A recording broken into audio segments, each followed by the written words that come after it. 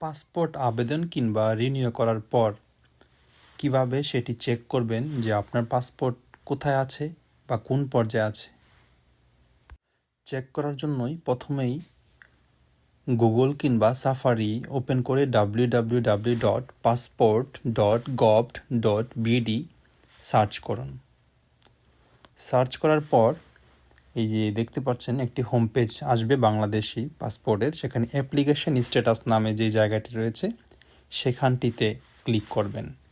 Click করার পর যে অ্যাপ্লিকেশন স্ট্যাটাস দেখতে পাচ্ছেন সেখানে এনরোলমেন্ট আইডি আছে। যখন আপনি পাসপোর্ট অ্যাপ্লাই করেছিলেন সে সময় আপনাকে পাসপোর্ট অফিস থেকে একটি আইডি নাম্বার আপনাকে ইমেল বা মেসেজ করা হয়েছিল। সো যে নাম্বারটি আপনাকে দিয়েছে সেই নাম্বারটি এখানে টাইপ করুন। টাইপ করার পর নিচে দেখতে পাচ্ছেন date of birth. So date of বার্থে যাবেন, যাওয়ার পর আপনার যে জন্ম সাল সেই সাল দিবেন।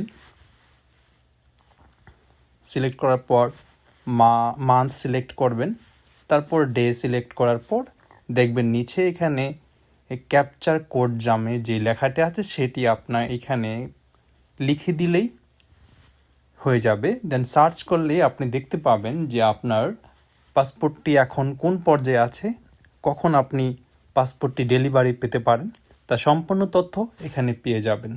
ধন্যবাদ।